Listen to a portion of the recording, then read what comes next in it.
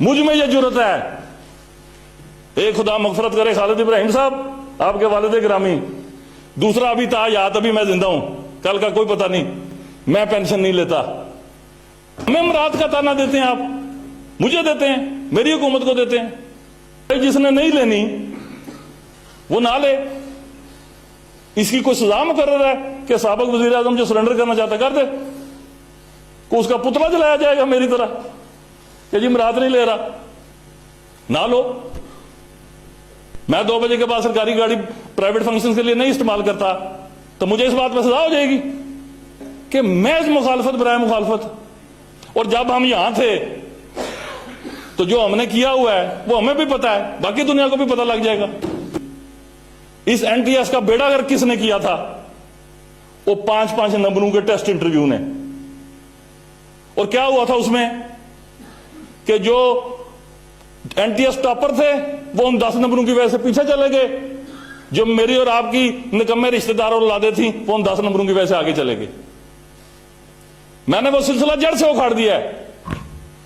جو لائق ہے, جو قابل ہے, اگر اسے ایڈ ہاک بھی لگنا ہے, بیسٹ آف دا بیسٹ ہونا چاہیے, اپوائنٹمنٹ لیٹر اس کے گھر جائے گا, کسی کے در پہ آنے کی ضرورت نہیں ہے. اور میرے معصوم فرشتہ صفت پیر مظہر صاحب, ان کی مراد پہ بھی آپ کو اعتراض ہے, جو اپنی جیب سے ہزاروں روپے خرچ کر کے مدرسے چلا رہے ہیں, قوم کی خدمت کر رہے ہیں. ان کی طرف دیکھ کے ہی آپ کو خوبصورتی کا احساس ہوتا ہے, تازگی کا احساس ہوتا ہے. تو کم از کم اس جیسے معصوم صفت فرشتہ صفت آدمی کی تو مراد کو زیر بحث نہیں لانا چاہیے تھا. میں دعوے سے کہتا ہوں کہ ماسوائے ایک آدھ سیکٹری کو چھوڑ کے 2600 سیکٹری ایسی حکومت کے ہیں جن کو کلمہ پڑھا کے بوضو کر کے مسجد میں لے جائیں, وہ کہیں گے میں رشوت نہیں لیتا. یہ انقلاب نہیں ہے کہ آزاد کشمیر میں 99% سیکٹری ایسے پہلی دفعہ تعینات کیے گئے ہیں میرٹ پر کہ جن کا کرپشن سے کوئی تعلق ہی نہیں ہے. کہ اجلاس غیر مہینہ مدت تک ملتوی نہیں ہو رہا. یہ اجلاس چلانا بطور اسپیکر بھی میری خواہش رہی ہے, بطور قائد ایوان بھی. آج کچھ باتیں سن کے مجھے شدید دکھ ہوا. مسئلے کا ریفرنس بھی کیا دیا گیا کہ یہ سوشل میڈیا سے حاصل ہوا ہے یہ معلومات. مثلاً ایک انتہائی سینئر پارلیمنٹرین کو یہ بات زیب دیتی ہے. یہ پورے ایوان کے ریکارڈ کے لیے رکھ دیتا ہوں یہ آخری آپریٹو پارٹ. پوری سوسائٹی کو, پورے معاشرے کو جھوٹ کے ہاتھوں یرغمال بننے دیں گے. اس ٹرینڈ کو روکنا پڑے گا. یہ بربادی کا سفر ہے.